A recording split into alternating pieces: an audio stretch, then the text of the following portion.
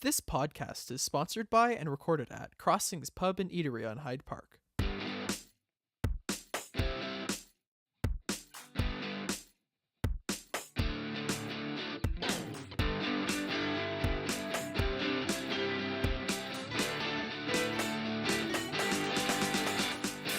Good morning, good afternoon, good evening, wherever and whenever you may be tuned in. We welcome you back to another edition of the Vickers Crossing Podcast, brought to you as always by Crossings Pub and Eatery, Hyde Park Road in London, Ontario. Great spot. And my name is Rob Henderson. I'm the priest and rector at Holy Trinity St. Stephen's Anglican Church in London, and I'm here again with Kevin. Kevin George.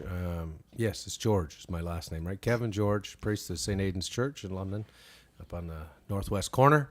Trying to keep everything honest over in this end. And speaking of honest, we have to say that we are honestly really where Kevin works every day. That's because true. Today is an early edition of the podcast. We're up bright and early on a Saturday morning, and we're at the church office today. We are. So there's no beer to plug. No, but we do have Tim our Hortons. Timmy's. Yeah. And we have lots of water because there's a kitchen in your office. Oh, I'd like to know how you swung that. Oh, yeah. You get a It's got kitchen whole in the house. office? Kitchen. There's a fridge in there. So sometimes if you come at the jeez. right time of day, there could be an appropriate beverage. Well, there you go. I know where to go now. And producer Ian's back. Hi, Ian. How are you? All right. Good.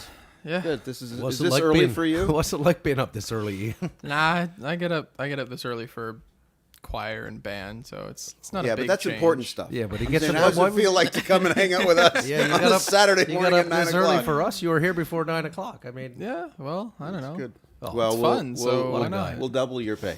yeah, you're Just getting today. twice today what we gave you What we yesterday. gave you yesterday. Of course. And good. Well, we're glad we could all be back together again. And we have a very special guest that Kevin's going to be introducing here in just a minute.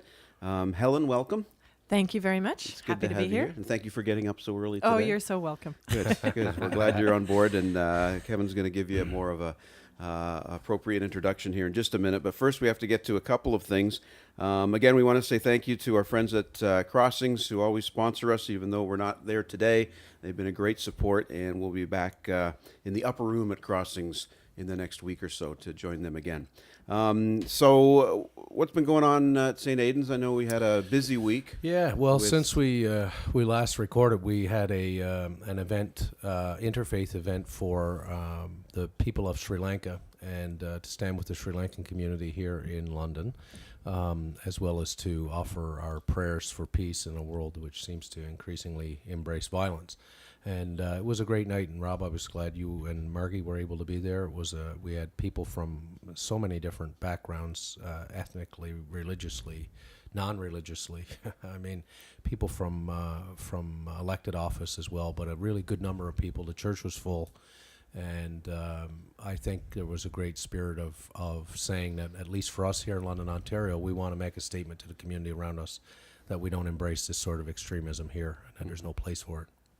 Yeah, it was a really moving night, an important night, and nice to see some of our spiritual leaders from the city all gathered together, and our local politicians, and Mayor Holder was here, and so yeah, it was. Yeah, wish him well. Hope he's feeling better. I guess he clipped his wing that morning. Clipped his wing, had a little trip that morning, but to Yeah. be able to come out and support And that. it wasn't on a plane. No, He had a little trip. It wasn't, It on, wasn't a on a plane. plane. His arm was in a sling when he came in. So we were glad to see him there. Yeah. I want to say a big shout out to one of our listeners today, because I was mentioning a few weeks ago that at Holy Trinity St. Stephen's we're planning a special day to help support ANOVA. Oh, yeah, right. And we're having what we're calling our Stuffy Sunday. Yeah. And I know a lot of people think that, Sundays are stuffy in Well, some they regards. They can be. They I've been can to be. places where they are stuff. But not where we worship and gather. No. On the corner of Wellington and Southdale. Our Stuffy Sunday, though, is around collecting stuffed animals Yep. for ANOVA, because sometimes they find themselves in a situation where women that are having to leave a difficult situation or abusive situation show up, and their kids are with them, and one of the things they want to be able to do is to give a stuffed animal or a toy or something to that child so that they have something. Because great. oftentimes they just leave with nothing. Yeah, And we that's wanted great. to support that. So we're having Stuffy Sunday on the Stuffy shout out. Stuffy shout out, exactly, in 2 weeks on Mother's Day. And one of our listeners named Donna, I think it is, who Ian may be familiar with. Do you know this young lady? Donna? Do you know Donna? I might. Oh, Donna. Oh, Donna. Already has dropped off a couple of stuffies for us. because she was listening to the podcast and Donna wanted Stevenson to support dropped that. off stuff. You Donna see you guys Stevenson did. Donna's incredible, you know. Yay, Ian's, Donna. Ian's mom. Yeah. So we're Yes. appreciative of that, and a couple of people have asked Ian's me mom about has it. got it going on. Yeah. She dropped off stuff. It was great. So we've already got some around the altar. We're ready to collect those. So Excellent. if anyone's interested, shoot an email to us here at the Vickers Crossing, and I'll tell you how to set Excellent. that up so we can bring them, and we are thankful for that. Wonderful. All right, shall we do our Ask Ian Anything? I think there's always something interesting to be asked of Ian, and Ian is a fountain of incredible knowledge and wisdom, so we should ask Ian anything. Rob, I think this week you have the question for Ask Ian Anything. I do, and because people have been writing in and calling in and sending me We text can't messages keep in up. the middle We of the can't night, keep Kevin. up. I can't even believe it. But they want to know more about Ian, and especially his musical ambitions. Oh, yeah, really? Because everybody This has knows that, become a that thing. listens knows that Ian's a musician. Wow. And is going to Fanshawe in the fall, Yeah. and looking forward to a career in music. So this was an interesting question, I thought. And the question was this, Ian. If you could go anywhere in the world to play your music to a live audience, where in the world would you want to go? Oh, that is an interesting question. I don't know who texted you in the middle of the night with that, but that was a thinker right there. Where would you? What kind of culture would you like to just embrace yourself around and sing? This is going to be a really poor answer, but I want to say Budweiser Gardens. Really? here in- You could go anywhere. No, That's listen. Ontario. Listen, I have a reason for this. I do have a while ago I went to go see the Arkells live in concert, and I went with one of my friends who saw them in Hamilton, which is where they were from. Yes, that makes sense. They're from Hamilton. Yes. And they said their hometown concerts are always the livest and the like sort of quote unquote craziest. Sure. So I think having like your hometown audience would be just energetic It'd be like and Bieber fun. in Stratford. There you go. Yeah. So Yeah. You could be feeling the love at home. Yeah, Is that what it is? Yeah. Yeah. Okay, that's fair enough. pretty Fair good. enough. I was hoping we'd be in Europe Budweiser or, Gardens. Europe or somewhere. No, he wants to You play know, at home, man. but, He yeah. wants to play at rock home. the home audience. Yeah. Well, you know, you're going to get to hear Ian do that because we're making plans for next month to have one of these podcasts highlight Ian's music. Ian's been writing and putting together some wonderful music, and so we're going to take one of our afternoons and put some music on this. We're going to drop some music on this recording. Is that how you say it? I don't know. And once we drop a few tunes, we'll have a chat with Ian about why it's important to him and all that, and our listeners will get a taste of Ian and his live music. Good. That'll That's be good. great. That'll be Yeah. fun. We'll do that at crossings where people can hear him. We don't want That's to right. do it here. That's right. We'll get a crowd out, Ian. Awesome. We'll fill the place. Oh, yeah. We'll try to Great. rock like we're in Budweiser. Of course. We have a new segment on the Vickers Crossing, yeah. Heck yeah, we do. We do. Yeah, and this I'm one, loving this and segment. this segment is hosted by our very own producer Ian. So, That's me. So this is his chance to ask us questions. Heck yeah, it is. So, I would like to welcome you to the Trivial Priest. Yeah. So Bum, bum, this is bum, a bum. competition between Rob and Kevin, where the winner will receive a award in September. September. September, yeah. So the end of at- September. End of September. So at the moment, Rob is up 1 point to 0. Which and- hardly seems fair. Really, but what are you going to do? And so our esteemed guest gets to choose a category for Kevin and a category for Rob. So would you like to do that now? All right. Kevin, I Yep. think your category will be geography. Ooh. And Rob, yours will be science and nature. Well, this is going to be a little bit interesting. These are different than the last time. We got different ones. Like, I want to go to school. Should I study theology or science? Because But- the two are, you know. By the way, and I just want to add that we're actually competing for what is called the Canon Tavish Cup. Yeah. Now, Canon Tavish, if you have a chance to visit our Facebook page, you'll see a picture of him.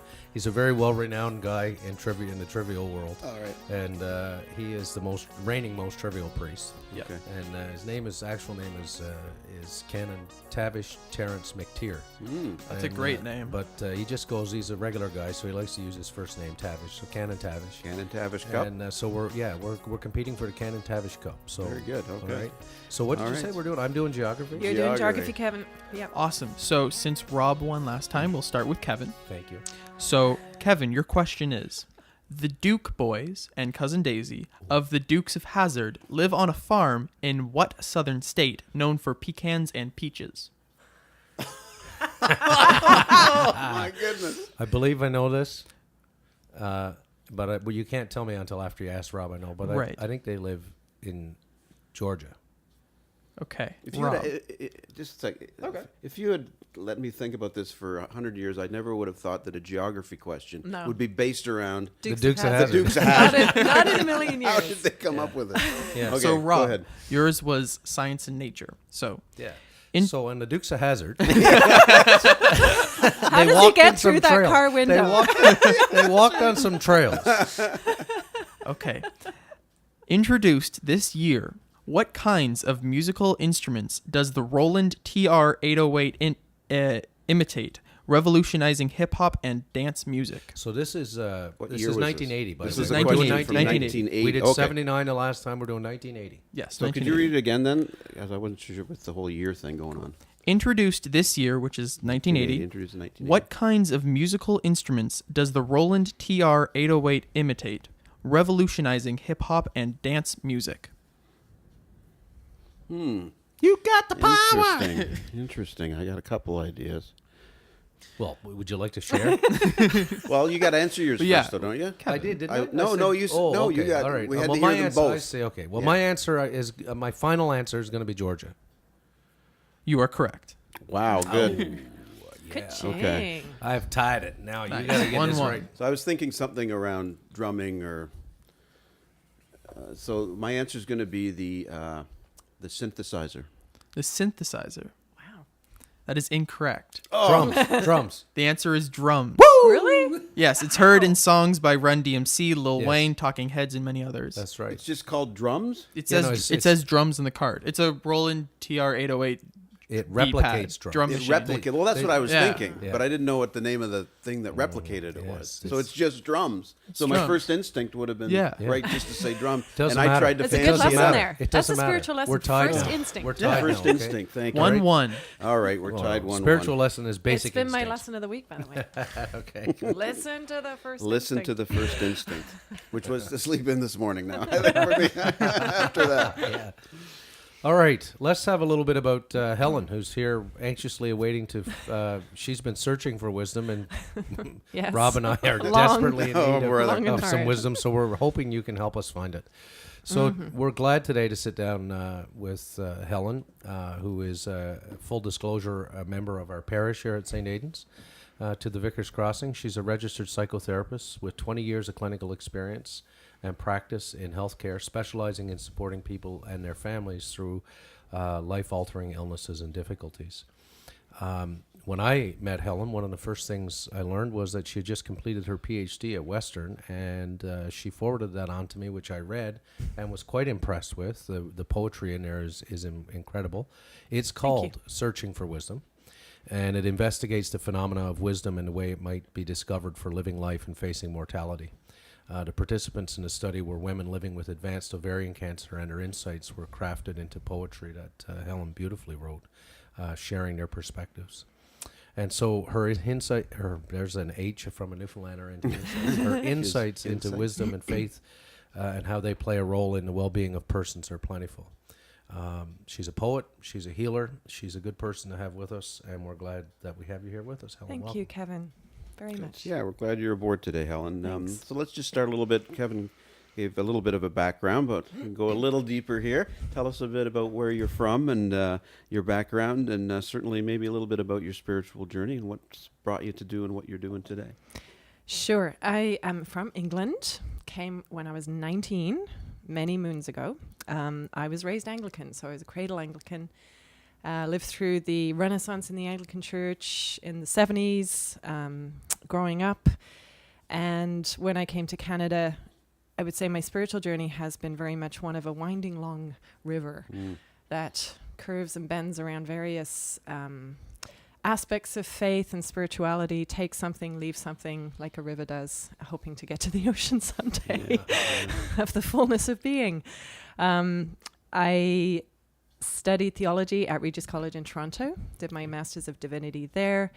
I became a hospital chaplain in spiritual care and St. Mike's in Toronto, and continued on, came to London, and then went to the London Regional Cancer Program and specialized in oncology, which is all part of my spiritual journey, because walking with people in any situation is always for me a ground zero. You meet someone in despair and struggle, and it's ground zero, and none of us have answers. So in a sense, the gift of the work was the gift of the journey, of always sitting in the dark, not knowing, not having answers, and having to dig to find them in a way that's meaningful for each person and not me. So the Christian cradle has formed me deeply. I guess if I was to describe my Christian ground, it's in the dark night of the soul with the mystics and journeying through that, which to me sometimes feels synonymous with life. Life in the dark night of the soul. If I was to describe what Christianity has offered me, it is that. It is a way to frame that experience in such a way that provides what I just posted, I think, on Facebook, which is, wisdom reveals what hasn't yet been seen. And, there's a picture of a tree without its leaves. For me, that's spirituality. It's stripping everything we think we know to see what's behind what we think we see. Okay. And we've just gone through Easter. So, staring at an empty hole in your life, not knowing how it's going to be filled with faith and hope, is the story for me in Christianity. And we have to have faith in that moment to believe that something else is going to rise out of the darkness. Right. So that's been my journey in that regard. I've delved into Buddhist practice. I've had beautiful elders from the native indigenous community here, Dan and Mary Lou Smoke, who have done ceremony in my backyard for many years, not the last 5, but, I've been exposed to the teachings and wisdom of their community, which has really shaped me in many deep ways. Mindfulness practices have been a big part of my spirituality, and work in the cancer program, because I think that piece, which is like contemplative prayer, clears fear. I think if we can't clear fear, we can't find a place to see something past the fear, whatever the situation. So that's a bit of a rambling description of my spiritual journey. You find it a common denominator? I do when I speak to people about certain things around this. A common denominator is that idea of like you just said, fear, that people get stuck in this place, the spiritual place, because of fear, and they're just kind of frozen. They're not too sure which way to go. Yeah. Is that a common denominator in your work with people when you meet with them and they're at ground zero, as you say? Yeah. Absolutely. Fear and despair, I think, are the two big states that as human beings we're trying to move through. And then hope and joy, and they come together. Right. Trauma has a big impact and paralyzes us, whatever the trauma may have been, past or present. So in the psychotherapy work, it's sort of clearing all of those pieces to find that deeper sense of meaning and purpose, whether that's believing in a God or believing in something greater than the pain that you're feeling right now, supporting and carrying you and finding a way through. So the wisdom piece came about because in the support groups I titled them soul medicine. Soul as in that aspect of us that can feel connected to a sense of life, living, hope, joy, comes through art, poetry, meditation, nature, spirituality. And I looked at medicines that would activate that part of each person. So we would do all kinds of things to activate that sense of deep resilience and wisdom we can access. It's our birthright as human beings. Our psyches are wise. And we have a part of us that can find a way through. It's clearing to access that. So the groups evolved quite organically over time. Themes emerged that became the theme of each week. Right. And I did some narrative analysis of the evaluations, and then that's how the Ph.D. came about, because they were consistently showing a capacity for greater peace, clearing the fear, enhanced relationships, and not being so afraid of dying or suffering, living in the present. So we wanted to look at what that was, and that's where wisdom came about, because I realized it wasn't so much the group doing a thing. It was the group providing the conditions, like the soil was being fertilized for people to access something inside. Sometimes we forget that we need to be, and that like the activity of being together. I mean, it's very Paul Tillich, but I mean the idea that there's something to be had in actually doing the activity. Exactly. Like it's not about the what's produced or That's right. or even what is programmed or agendized in terms of it being there. It's the act of having people together that really makes the difference. Exactly. And supporting each other, hearing each other's stories, like the storytelling piece. I am not alone in what I'm experiencing. And also clearing what I called the tumor talk in my in my thesis, like the medical context has to have specialized language. So it's, what are your blood counts? You know, how are the tumors shrinking? The symptoms and the side effects, even down to what's been coined by Heidi Rimke, who's a social science professor in Winnipeg, called psychocentrism.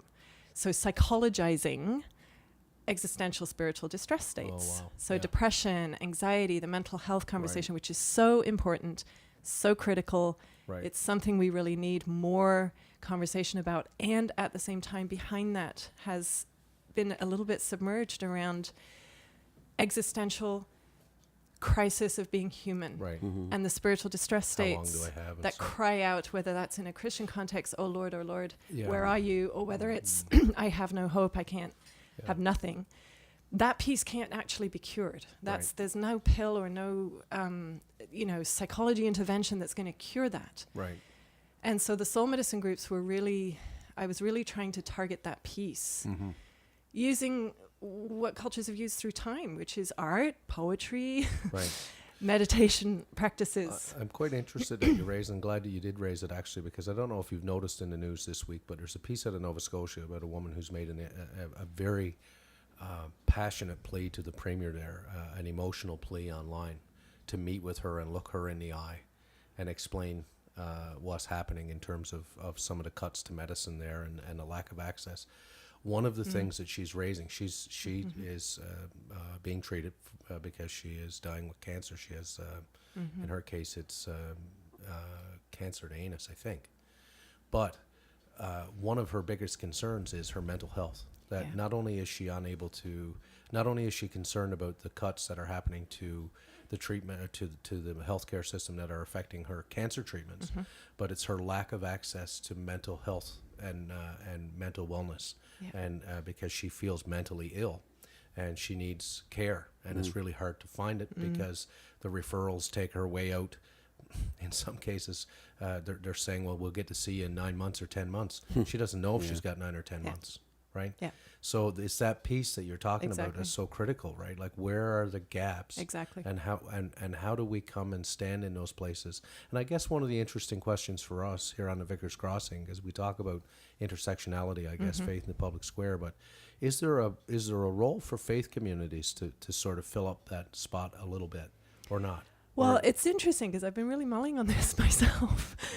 I'm a registered psychotherapist, but there's also this piece of my practice that is deeply around integrating spirituality with personal well-being and pondering, is there a place for aligning those in the context of where the spaces that are created, like church buildings or mosques for prayer, is there a way to integrate these worlds and provide support for people? We know that the mental health services are very minimal in where I worked, here in London before. We were seeing I was seeing probably less than 1% of the people in spiritual, mental, emotional crisis. My colleagues in the social work group, 5 for an entire cancer program that sees 6,000 people a year. Wow. Psychology had a 9-month waiting list. So we were only ever seeing the people that were sort of acutely needing service and help. Like, there was this whole middle group that could have really benefited. Therein lies the gaps, that right? Didn't. They're falling right through so, that. And I guess the piece in my thesis that I really wanted to do, it was kind of I flipped the paradigm that the doctors and all of us in allied health are the specialists and the experts. I wanted to show that our, quote, patients, people, have a resource. It's called wisdom. There's a whole campaign now called Choosing Wisely that requires doctors to have dialogue about, do you really need this test? Patients might be asking, we might be saying, I want a CT scan, I need to know, but the doctor might be saying, it's not going to do anything. So this Choosing Wisely campaign. However, I have a hermeneutic of suspicion. Why has this gone viral? Well, because it's saving money. That's right. But choosing wisely is also discernment, which is a spiritual term. Right. And how do we discern in the medical consultations that the patient's wisdom and expertise about their bodies, Right. about their well-being, is part of the conversation, so it's a true dialogue and partnership. Now, in my program, I need to say this because I don't want to be down on my colleagues, there's an incredible effort and attempt made by, the people I've worked with. Yep. The constraints of the system Right. encroach on everyone. I just want to make sure I understand you right when you say this, choosing wisely. So this is a term that's been adopted by the system to sort of It's a campaign. to reduce the number of tests that people have. If I'm getting it. Unnecessary tests, right? Right. Yeah. But that troubles me because I mean, and I'm sure Rob can testify to this too. We've known too many people over the years in our time as priests, where we come to find out somebody finds themselves in the advanced stages of cancer, who'd been seen numerous times by medical people and have asked, "There's something wrong. Yeah. There's something really wrong." Yeah. But the reluctance to have unnecessary tests has led to late diagnosis, and I that concerns me. Well, I need to put a caveat on it because I agree with the principle of the Choosing Wisely campaign. I do, and it's an excellent campaign, and it has it's trying to streamline situations where there really aren't necessary tests that need to be done anymore. For example, in ovarian cancer, you wouldn't continually screen, Sure. right? Yeah. So there's a piece to it that's very good, and it's been very well taken up. And I have too been troubled because it's solving one problem, but it's also not necessarily addressing all those situations where things aren't being done. So I agree. It's like I'm a believer in troubling the conversation when it becomes a dominant sort of conversation and it's readily taken up. Right. Then, it's the Habermas, the philosopher, whose interests are being served here. Yes. But anyway, all that aside in the healthcare So piece. let's get you to share some of the work that you wrote, and particularly the poetry is really quite impressive. And I think it does speak to the nature of the fact that people know. The system probably uses words like patients and consumers. Yes. All these sort of crazy words they use for people. Yes. Human Yes. beings. But to humanize this, I'd like for you to read some of it, because the people that you worked with, at least through my reading of your thesis, I think you really humanize the people that are often... I think that there's a large part of going through this sort of crisis and treatment that is dehumanizing, and certainly dignity removing. But hearing some of the poetry and some of the work that Helen's done, it really does allow you to some insight into the wisdom of these beautiful women and what they've been through and what they have to share. So perhaps you can Thank you. pick Yeah. your favorite, or I will. tell us what we should know, because Rob and I are lacking. Ian is brilliant. Well, I'll read you an excerpt from the findings of my research and the study with these women. There were 3 women, Beth, Carrie, and Denise. They're pseudonyms, and the work was anonymized, obviously, for their anonymity, which was assured them. But they offered 2 90-minute interviews on their perspectives on living with ovarian cancer and what their perspectives were on wisdom. And then I turned their interviews into a phenomenological study on the phenomenon that I found about wisdom. And the key finding was that I found each of them had what I called a wisdom compass, a go-to that they used to get through the day and the week. And each one was different. So Beth's was be in the present moment. And that was her handmade wisdom, go-to. She used it to pull herself back to the present when the future was scary. She used it to go back into the past to source memories that gave her a sense of comfort and peace in order to be in the present differently. She used be in the present moment to make herself make memories with her grandchildren when she wasn't feeling well or she was sad and didn't want to get up, So be in the present moment was her kind of wisdom compass to get her to keep living with hope and meaning. Carrie's was navigating. She grew up sailing and kayaking and things. So she just wanted to navigate and move forward and keep going. She says, you know, you got to come out like a machine. You know, 2 blocks moving forward. Don't be a wilting flower. You know, Carrie was very much about moving forward and navigating like a sailor. Wow. And that was her wisdom compass. That was her go-to to kind of keep living, keep hoping, keep relating. And then Denise's was do a fresh take. And those came out of, they each participated in the Soul Medicine group, which was called a wisdom primer. So like clearing and connecting and accessing wisdom. Interestingly, none of them felt they had any wisdom to offer. And it was actually a bit of a tough recruit.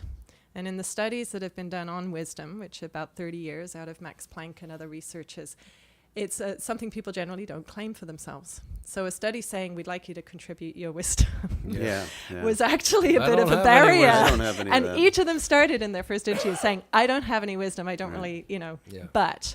And then I'd frame the questions to be indirect and, you know, drawing out experience. By the end of the second interview, each of them had at least once stated, my wisdom is this. So those three things again from 3 different people were be in the moment. Be in the present moment. Be in the present moment. Navigating. Navigating. And do a fresh take. Do a fresh take or reboot or however you Right? want to. Yeah. Which we can find the map Good for advice. that in many of the sages and the teachers on the planet, Right, right? So, right. but each of them had made that meaningful in their own embodied wise life.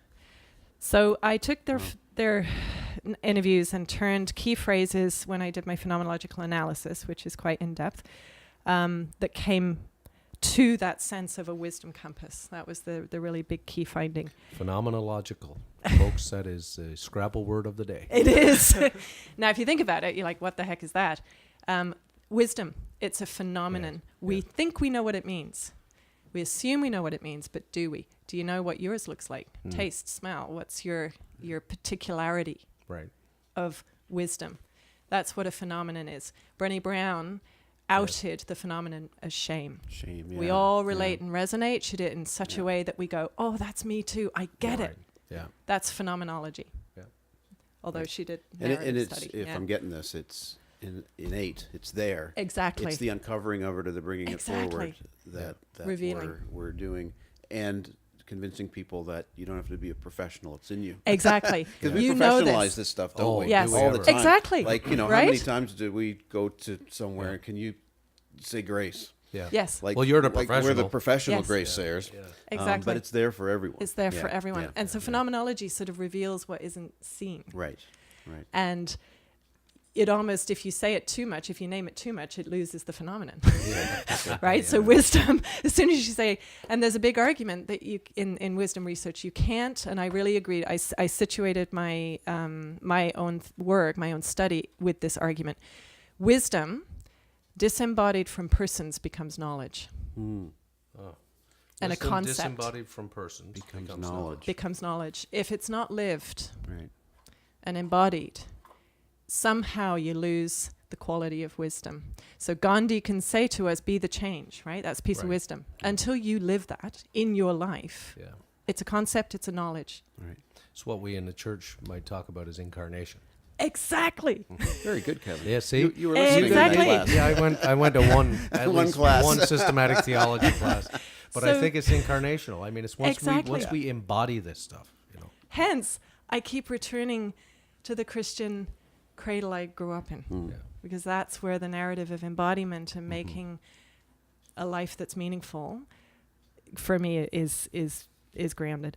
So I turned their interviews into a poem, and then in qualitative research, because it's not trying to generalize to the entire population, I'm focusing on particularity, their wisdom, these 3 women's wisdom. It doesn't mean it's everyone's wisdom, it's these 3 women's, and I turned it into wisdom speaking to you or me, the reader or the hearer, because I wanted to represent the findings in a way that evoked and communicated in a very direct way from the inner life of these women, of Beth and Carrie and Denise, who worked so hard every single day to dig for their way to get through the day, and did so in such, ways that inspire and move us through their words.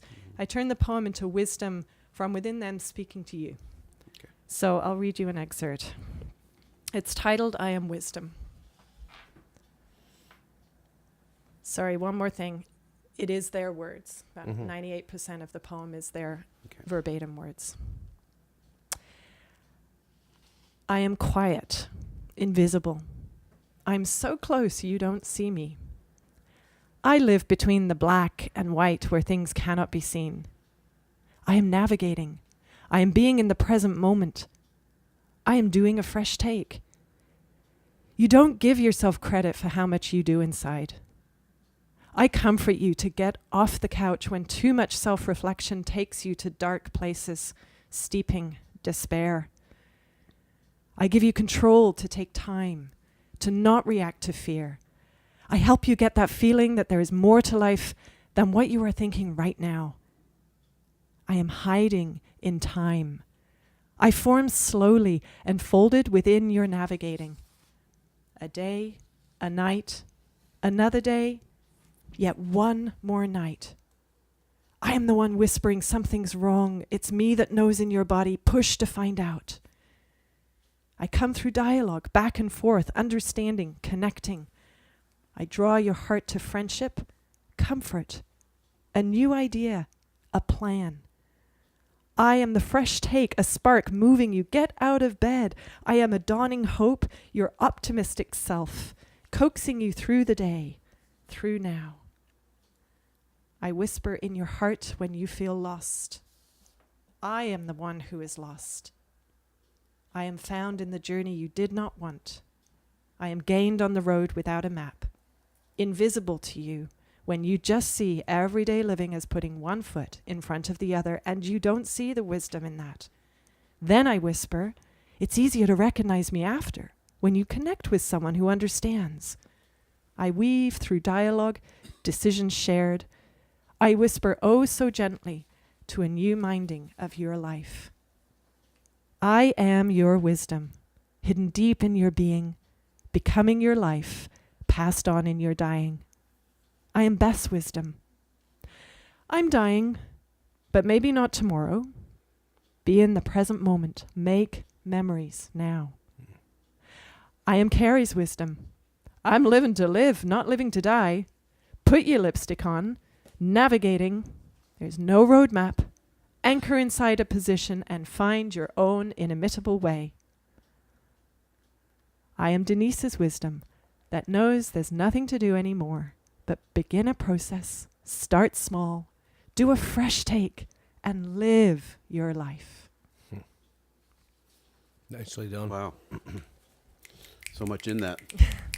Yeah. So much in that. Oh, that's Ian applauding. That's Ian applauding. That's what they do in poetry slam places, In right? poetry slam, they snap fingers? I don't know. Yes, I've I never do, been yeah. to a poetry slam. Okay, Instead I of wasn't clapping. going New crazy. thing. Oh, is it? Okay. Okay. Well, no, Ian, as we've said all along, the wisdom rests with you. With Ian. Yeah. Exactly. That poem is incredible. There's a line in there. I'm just going to get the wording wrong, but you have found me where you didn't expect to. I am found in the journey you did not want. Right. Yes, I'm Right. found in the journey you did not want. Right. And I just, those words sort of leapt out at me because I think that so often, so much of that wisdom that we access, is often found on those journeys that we don't want. Well, exactly. The line that jumped out at me that I wrote down was this idea of so much self-reflection that takes us to dark places. Yeah. And that's one of those things where you go, yeah, I can see that. Yeah. Like Yeah. those middle of the nights waking up when 2 a.m. Yeah, when you're thirsty and then all of a sudden you're sitting there in the dark and there's some self-reflecting going on and it's there awful is. dark and there's no light and Yeah. I think everybody can resonate with that. Yeah. Yeah. Right, And this is what's not in the conversation in the medical consultation Right, or the in medical the- treatment right. process, not because the physicians and nurses don't have equal amounts of wisdom to offer. It's that there is no time for that to be Right. integrated. And not that they don't care about it. And either. not that they don't No, care. no. And sometimes I must say they do happen. They do Yeah. take that extra time Right. and go home later because they've had a wisdom conversation, as Denise puts it. But it's the constraints of, having specialized Yeah. medicine into these different aspects of human wholeness. Right. Mm-hmm. Time, resources, Yeah. sort of sometimes fear. Yeah. these things can all get in the way of those conversations taking place. But Yeah. again, we all know resurrection stories where it Yeah. has been incarnated, where Yeah. we've had people who've received incredible care tell us about, you pick up the newspaper and you read the obituaries or the thank you notices, the in memoriams Yep. that go in. Yep. And sometimes the outpouring of gratitude for some of the doctors and nurses Definitely. and healthcare practitioners who do actually Yeah. allow these conversations to Right. take place. Right. It is happening, Yeah. but it's Absolutely, it is. finding that space and room and Yeah. time for that to happen. I would think is Yeah. very challenging in the environment that we have. I mean, like you said, when you talk about the numbers earlier, 6,000. Well, that was a Oh, few yeah, years ago. yeah. It's probably higher now. And Yeah. and the humanity of everyone is being compromised. Yes. Preserving the humane values and humane spaces has been, it seems to me, I think to many, encroached to the point that that's almost very beleaguered. Yeah. Is you there know? is there anything we can say to families that are walking through these things with their loved ones that are going through these trying times as well? Because oftentimes that's Yeah, very much. that's a like you say, there's a gap there, and there's There so many really that is. aren't being Yeah. being taken care of in that respect, but their families Yeah. are there all the time. Yeah. So what can we do to encourage or talk to them about these things? I would say the biggest thing is reach out. The Mm-hmm. the caregiver role, however that gets experienced, can be very invisible Yeah. because the patient is the focus. Reach out, get a support system, and there are resources. Wellspring and Canadian Cancer Society. There are resources, but it's about reaching out and asking for them. Mm-hmm. Express your needs to close friends, and always make sure you've got space for you in the week to keep filling your tank. Right. And I guess my biggest message to anyone and everyone is in my practice is you don't have to do this alone. Right. And I think sometimes we think we have to, or we shoulder the burden. I've seen caregivers shouldering the burden. They don't feel that they have permission to have needs. Yeah.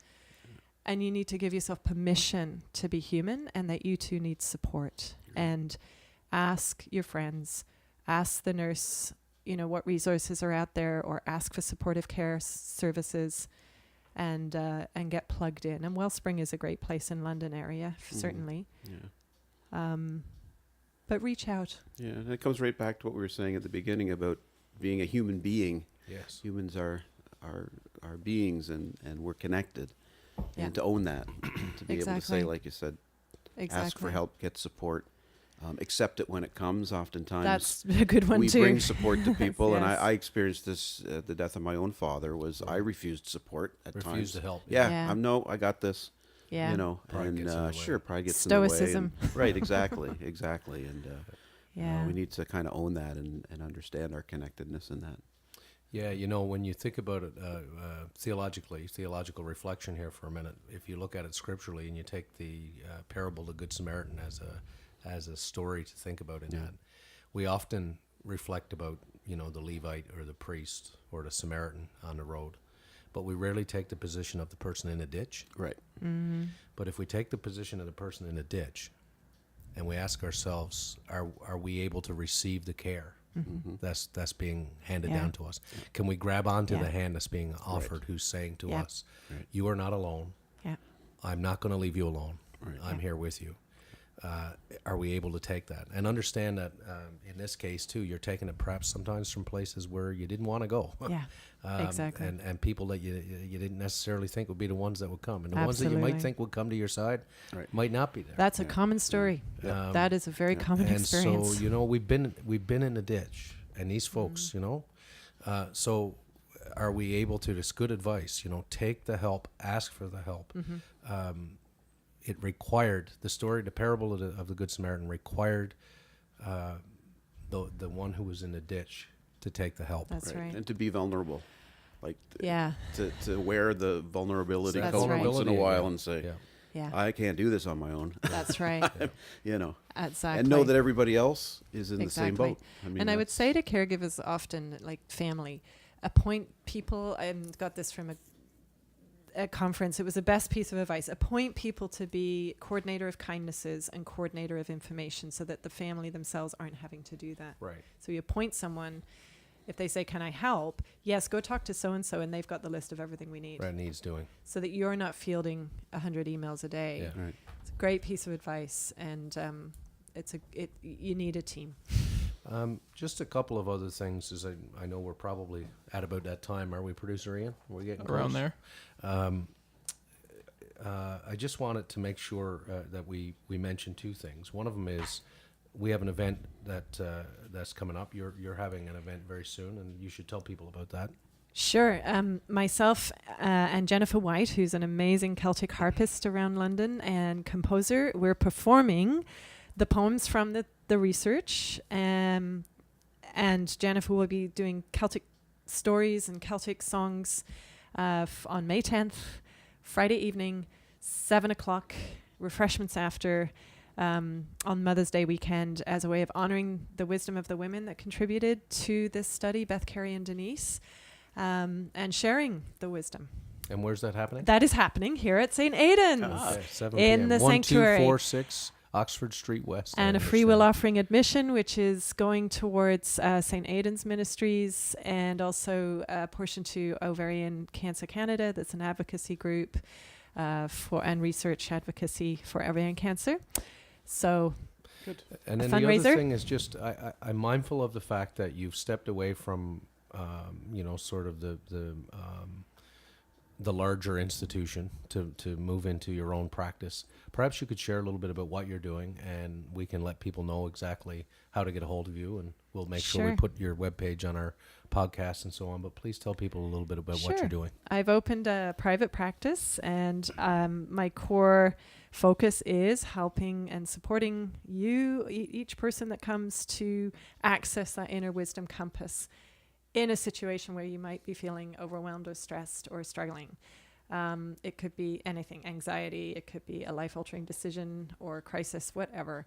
But it is around clearing shame and struggle and depression and anxiety for accessing that deep wisdom you have, because you do. We're wiser than we think. Yeah. My practice is, you can find my website, helenjbutlin.com, and you can reach me through there. And I do offer sliding scales for people that have financial challenges. I was trying to get one for the bathroom. Sliding scale. Sliding scale. That's usually our cue. To Tip the waiter, folks. Tip your waiter. He'll be back at 8. And if I'm not the person for you, I will connect you to someone who is right for you. Well, I'd encourage people to check out Helen's webpage, and thank you, Kevin. We're always fans of making sure people reach out to others and get counsel where they can. And I've come to know that Helen is a really solid, as I'd say back home, a good egg. And so this is a good person for you to reach out to if you're someone out there in need of counseling. And I'll give the same words that I got when I was in need, and someone said to me, "You're worthy. Call." Yes, you're so worthy. If you're listening now, wondering, I don't know if I'm really can access this, or Yeah. it's for me. No, you're worthy of it. Just call. Come and explore that. So that's great. Helen, thanks so much. Thank Appreciate you. your time. Great Coming pleasure. to Vickers Crossing today. Thank you. Yeah, it was good. And we've got a couple of other things. I just want to let the listeners know that you could get some swag. oh yeah, we got swag now, don't we? Yeah. Ooh. We have Look at swag. this hoodie I got on. I here, am Kevin. seeing them. They're look at great. this. We've got clothing now with the Vickers Crossing podcast on it, where faith intersects with the public square. Check out our webpage, our Facebook page, and see that you can order a T-shirt. You can help with the production of this podcast. Very good. And as they say on PBS, for a small donation of $30, we will provide you with a beautiful shirt. And let's face it, you need a shirt. We need money to keep this thing going. Are we throwing in the Ginsu knives, or was that No another? knives this time. Okay. Not this time. Next time. Next We time. probably But- shouldn't throw knives. No, but we may be able to find a case of CDs of Zamfir on the Pan flute. Okay, we have a few extras of those. Good. From good, his last good. performance Yeah, on that's the right. podcast. That's right. And, but please, No, these are nice. if you're so, interested in a piece of clothing, send us an email at vickerscrossing at gmail.com, or shoot us a message on Twitter or Facebook, and we'll make sure to hook you up. Very handsome swag, I have to say, gentlemen. Thank you. Thank you. Great. And of course, you can always find us places like YouTube, SoundCloud, iTunes, Buzzsprout, and What else? Tuned in? Was that the other one? Tuned in. Yeah. We're Tuned on in, Google yeah. Play now. Google Play now. We're all over the yeah, place. tell your We are friends, everywhere. tell your family. Your favorite And- spot to listen to iTunes, that's where you'll find. That's Or where listen, you'll pardon find me, your favorite spot to listen to a podcast, Right. that's where you'll find us. Is iTunes. Nice. Yeah. All right, producer Ian, thanks once again. Yeah, thank you. And we'll look forward to next time when hopefully I'll get an easier question for our trivia challenge. Hey, don't complain, buddy. My And, question on the last one was about a musical in England in 1979. I was 8, okay? I was 8. 8 years old. I know. Poor guy. Yeah. And Kevin, good to see you again. Always and we'll good get to be back seen. together again at Crossings down the road. Better to be seen than viewed, I say. That's right. Yeah. And my name is Rob Henderson, and again, thanks to Helen for dropping by. We hope to gather again the next time we meet with the Vickers Crossing. And until we get together again, remember, Kevin, to always look both ways. Before you cross the street. Thank you for listening. Our hosts are Kevin George and Rob Henderson. Our producer and composer is myself, Ian, with original artwork done by Catherine Olenek. If you have any questions or want to know where to find us, tweet us at Vickers Crossing or find us on Facebook at The Vickers Crossing. If you have any other questions about anything heard on this podcast, leave us a comment or look in the description to find out more. Thanks.